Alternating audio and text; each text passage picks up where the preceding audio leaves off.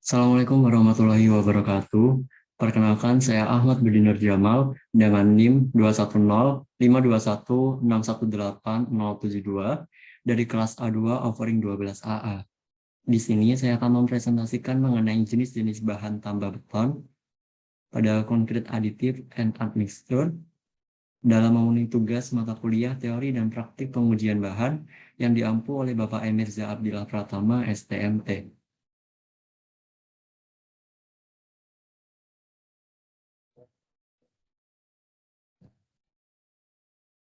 Baiklah, pada jenis bahan tambah beton ini, saya akan menjelaskan 5 bahan, yaitu tipe A, water reducing admixture, tipe B, retarding admixture, tipe C, accelerating admixture, pozolan, fly ash atau abu batu bara, di mana untuk poin 1 hingga poin 3 termasuk dalam bahan tambah kimia atau admixture, dan poin 4 hingga dan 5 adalah termasuk bahan tambah mineral atau aditif. Sebelumnya, beton sendiri yaitu campuran semen Portland atau semen hidroid lainnya, agregat halus, agregat kasar, dan air dengan atau tanpa bahan campuran tambahan atau admixture, di mana pengertian ini menurut SNI 2847/2019. Baiklah, sebelum penjelasan mengenai bahan-bahan yang tadi, saya akan mengulas sedikit mengenai bahan tambah. Bahan tambah atau admixture adalah bahan-bahan yang ditambahkan ke dalam campuran beton pada saat atau selama pencampuran berlangsung. Fungsi dari bahan ini adalah untuk mengubah sifat-sifat dari beton agar menjadi lebih cocok untuk pekerjaan tertentu atau untuk menghemat biaya. Berdasarkan ASTM C125 dan ACSP 19, bahan tambah didefinisikan sebagai material selain air, agregat, dan semen hidrolik yang dicampurkan dalam beton atau mortar yang ditambahkan sebelum atau selama pengadukan berlangsung, di mana bahan tambah sendiri dibedakan menjadi dua, yaitu bahan tambah kimia atau admixture dan bahan tambah mineral atau aditif. Baiklah, yang pertama yaitu mengenai tipe A, water reducing admixture. Hal ini masuk dalam kategori bahan kimia. Water reducing admixture adalah bahan tambah yang mengurangi air pencampur yang diperlukan untuk menghasilkan beton dengan konsistensi tertentu. Bahan tambah dengan fungsi water reducing digunakan dengan tujuan utama sesuai kebutuhan sebagai berikut. Pertama, mengurangi kadar air atau fas dengan tidak mengurangi semen dan selam, namun tetap menambah atau meningkatkan workability pada beton. Kedua, meningkatkan selam dengan tidak mengurangi semen dan kadar air atau fas yang digunakan dan menambahkan WRA pada beton segar. WRA adalah water reducing admixture.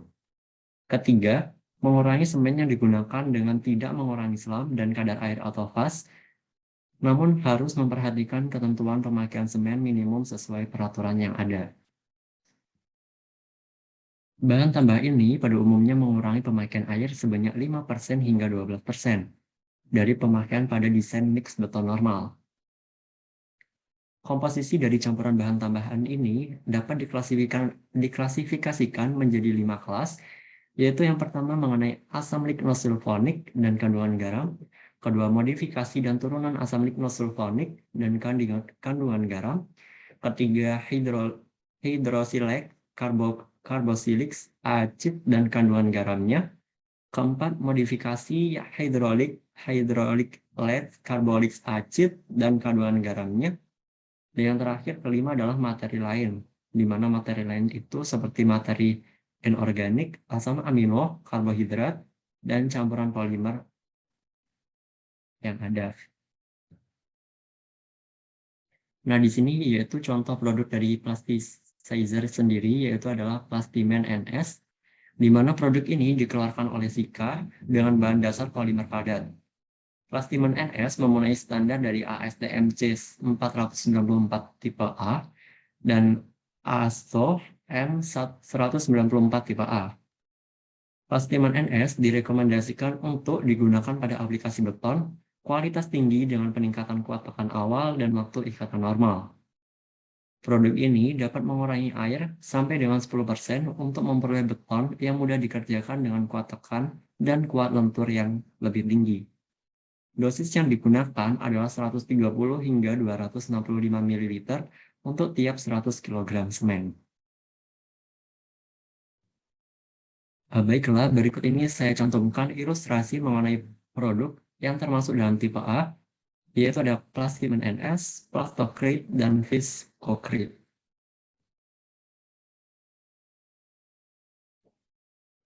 Yang kedua yaitu tipe B, Retarding Admixture.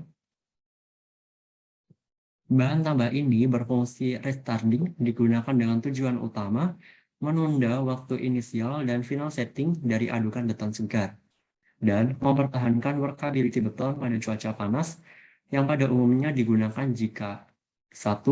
Pelaksanaan pengecoran mempunyai tingkat kesulitan cukup tinggi sehingga memerlukan waktu pelaksanaan yang lebih lama dari waktu setting beton normal.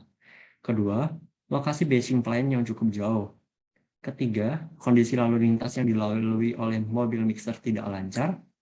Keempat, pengecoran dengan kondisi cuaca panas yang berpotensi mengakibatkan kehilangan kelembapan lebih cepat. Kelima, proses finishing yang memerlukan waktu yang lebih lama sehingga waktu setting beton yang lebih lama diperlukan. Hal-hal yang perlu diperhatikan dalam penggunaan bahan ini yaitu waktu penutupan permukaan beton atau shearing and troweling. Tidak boleh terburu-buru karena proses inisial setting dan blending yang lebih lambat dari beton normal. Supaya memastikan proses blending sudah sepenuhnya selesai sebelum dilakukan penutupan permukaan beton atau shearing dan troweling. Efek dari penggunaan retarding admixture ini yaitu beberapa retarder mempunyai sifat yang menimbulkan gelembung udara dalam beton. Kedua, beberapa retarder menyebabkan kehilangan selam yang lebih cepat walaupun menyebabkan waktu setting yang lebih lambat. Ketiga, memperbesar risiko susut pengeringan dan rangka yang lebih tinggi.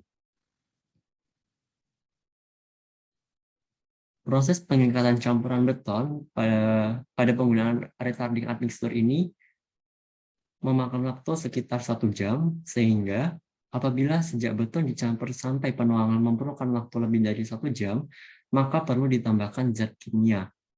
Zat tambahan ini dapat berupa 1 gula, sucrose, sodium glucose, citric acid, dan tartaric acid. Berikut saya cantumkan ilustrasi mengenai bahan-bahan, yaitu ada sodium, sitrit, dan tartarik.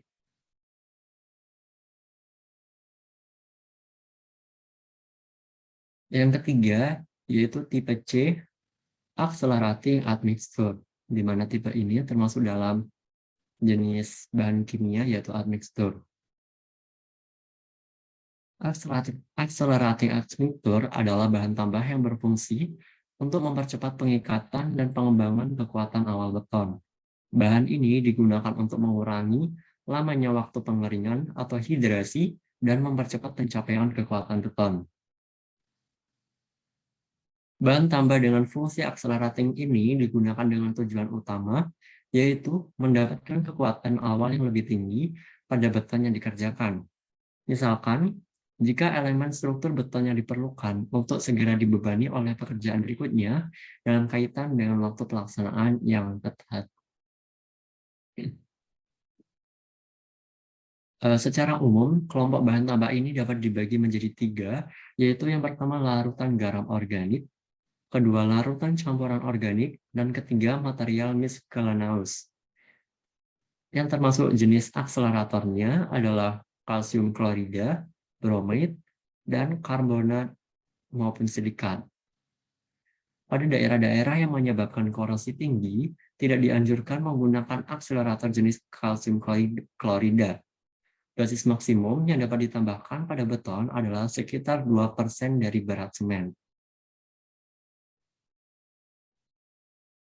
Yang biasa digunakan sebagai akselerator pada tipe C ini yaitu kalsium klorida atau CaCl2, di mana CaCl2 mungkin bertindak sebagai katalisator di dalam proses hidrasi C3S dan C2S.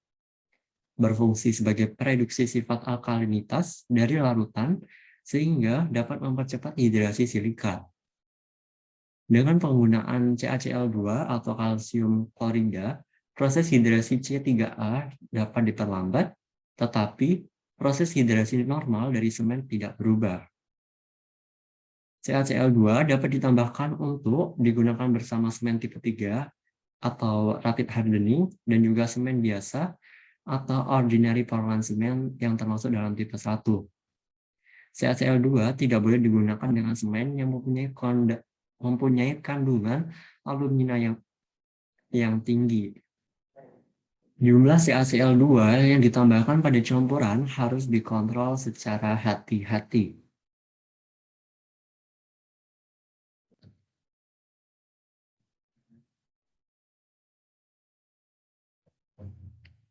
Berikut saya cantumkan ilustrasi yang termasuk dalam tipe C, yaitu terdapat kalsium klorida dan bromide.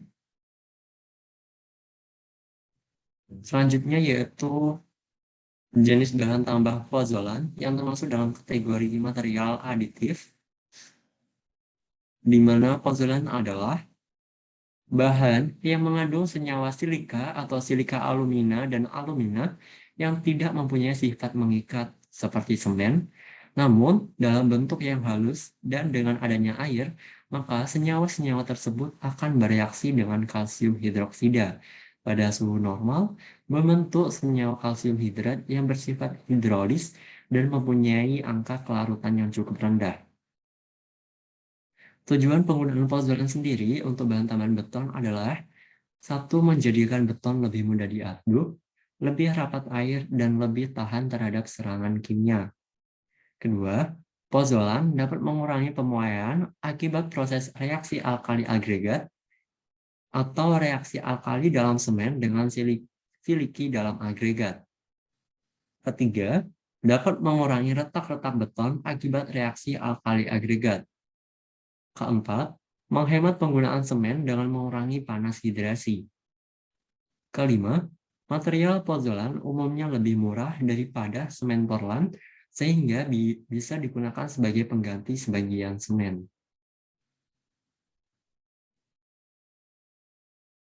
Bahan pozolan terbagi dalam dua macam, yaitu pozolan alam dan pozolan buatan. Pozolan alam dapat juga disebut dengan natural, seperti contohnya tufa, abu vulkanis, dan tanah diatom, di mana di Indonesia sendiri pozolan alam dikenal sebagai nama teras. Sedangkan pozolan buatan juga dapat disebut sebagai sintetis, yang termasuk jenis ini adalah hasil pembakaran tanah liat dan hasil pembakaran batu bara atau fly ash. Persentase maksimum penggantian ini harus diperhatikan karena dapat menyebabkan penurunan kekuatan beton. Pozolan mempunyai sifat pozolanik dengan unsur silika dan aluminat yang aktif, di mana unsur ini dapat bereaksi dengan kapur bebas yang merupakan sisa reaksi hidrasi air dengan semen untuk menjadi turbermorite yang sama dengan hasil hidrasi air dengan semen sebelumnya. Oleh karena itu, dapat meningkatkan kuat tekan pada beton. Baiklah, berikut saya cantumkan ilustrasi yang termasuk dalam pozolan, yaitu ada abu vulkanik dan tanah diatom.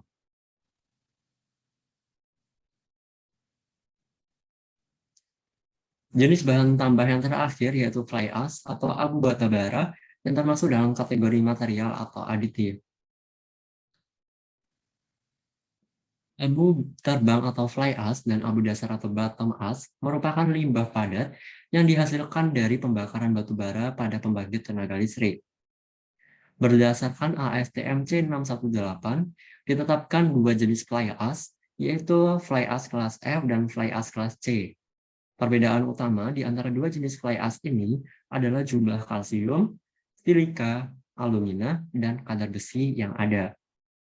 Sifat kimia dari fly ash sangat dipengaruhi oleh kandungan kimia dari batu bara yang dibakar, yaitu antrasit, bituminous, dan lignit. Menurut Archie Corbett 226 dijelaskan bahwa fly ash mempunyai butiran yang cukup halus, di mana ia lolos IFR nomor 325 atau setara dengan 45 milisikron dengan persentase 5 hingga 27%, dengan spesifik gravity antara 2,15 hingga 2,8 dengan warna abu-abu kehitaman. Menurut ASTM C618, abu terbang fly ash didefinisikan sebagai butiran halus residu pembakaran batu bara atau bubuk batu bara. Sebagian besar abu terbang yang digunakan dalam beton adalah abu kalsium rendah atau setara dengan kelas FASTM yang dihasilkan dari pembakaran antrasit atau batu bara bituminous. Abu terbang kalsium tinggi dihasilkan dari pembakaran lignin atau bagian batu bara bituminous yang memiliki sifat-sifat penyemanan di samping sifat pozolan. Hasil pengujian yang dilakukan oleh Pound dan kawan-kawan, pengaruh abu terbang dalam beton yaitu sebagai agregat halus dan sebagai pozolan, di mana abu terbang ini sebagai penyumbang kekuatan yang lebih baik dibanding pada pasta abu terbang dalam komposisi yang sama. Beton yang mengandung 10% abu terbang memperlihatkan kekuatan awal lebih tinggi dan diikuti perkembangan yang signifikan pada kekuatan selanjutnya. Kekuatan yang meningkat sekitar 20% dibanding beton tanpa abu terbang. Penambahan abu terbang menghasilkan peningkatan kekuatan tarik langsung dan modulus elastisis. Kontribusi abu terbang atau fly ash terhadap kekuatan dapat didapati sangat tergantung kepada faktor air semen, jenis semen, dan kualitas abu terbang itu sendiri. Baiklah, berikut adalah ilustrasi pada abu vulkanik dan tanah di atom yang termasuk dalam fly ash.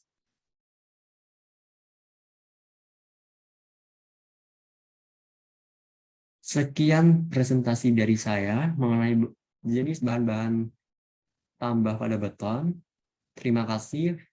Mohon maaf bila ada salah kata. Wassalamualaikum warahmatullahi wabarakatuh.